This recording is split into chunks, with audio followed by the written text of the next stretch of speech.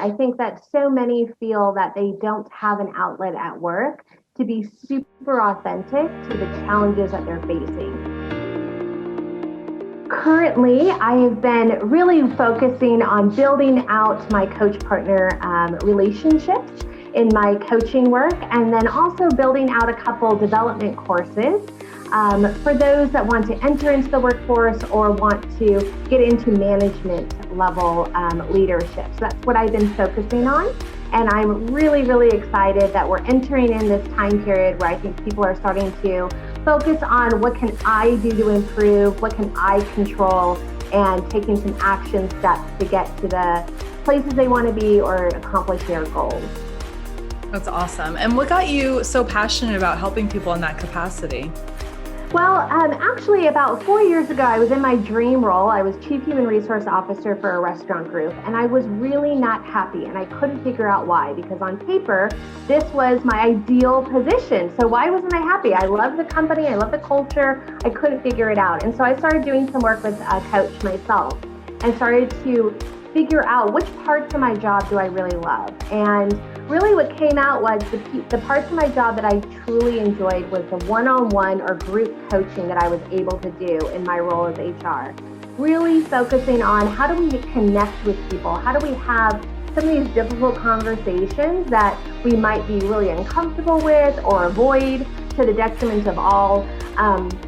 And how can we, again, focus on what can I improve and build out some of our soft skills that are really needed for today's work environment. And so when I took a look at that, that's what was giving me joy. It became really obvious is I needed to pivot my career and go into the things that I truly loved and kind of leave behind the things I didn't really love. It sounds also from a business coach perspective that you're actually creating a safe environment for people to come to you with whatever they're struggling with at work. So whether it's not feeling like they have a voice, you can coach them through that, or not having that happiness and then kind of rerouting the direction that they want to go in.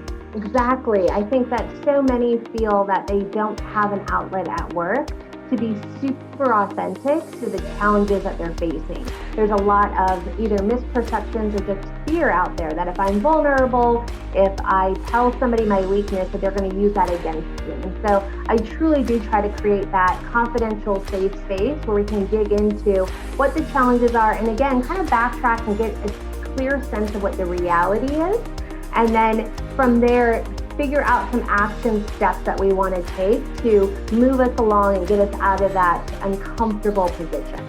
Right. And that's so wonderful too. I am part of WAVE at Verizon, which is our female organization, basically. It stands for Women's Association of Verizon Employees. And part of it is career development. Your book, it's called Uplifting Leaders, which congrats on being a published author. I just think that is, you're welcome. That is such a feat in and of itself. So talk to me about what that process was like and where the inspiration came. Actually, it was my son who inspired me. I have a 13-year-old son. He came home one day very upset about a grade that he got on a project at school. And so I said he needed to go talk to the teacher. We talked through how that conversation should go, and I sent him on his way the next day. He came home that night, and I asked how the conversation go. And he told me, my teacher said to email him.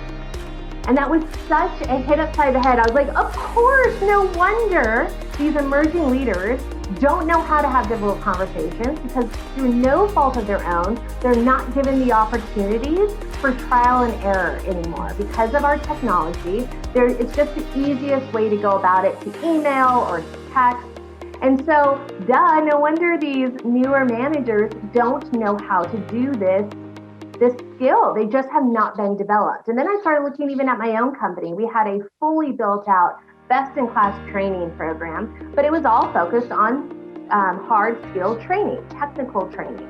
And I had a laundry list of things that I wanted to develop out for our employees, but operation training continued to be the top priority. And so I'm sitting here thinking, if I'm so focused on this and I still cannot get this out there, then I can't imagine the companies that don't even have a training program and that's their first priority to tackle.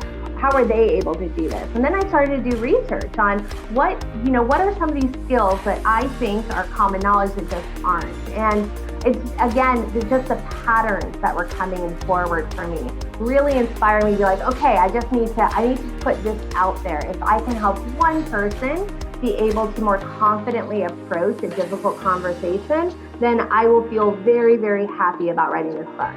But it was a huge lift, and especially during the pandemic is when I wrote it, and so it was even a bigger lift. So I am super proud it's out there. I'm very happy that it's done. What I have consistently focused on for the past year that has helped me, especially during very, very tough days, is focusing on the things that I'm grateful for. So I think everybody's mind can spiral into negativity, whether that's self-negativity and self-negative talk, or about the world as we are seeing it right now. But I find that the quickest way to pull us out of those wormholes of negativity is to focus on gratitude. Even the littlest thing, the flower that you spot on your walk, just the fact that it's not raining today, I can always find something that I'm grateful for, and that is where my mind is focused. The negative self-talk, the negative viewpoint tends to diminish. And so that is my number one piece of advice to people. Just focus on what you can be grateful for in the moment and continue to bring your thoughts back to that.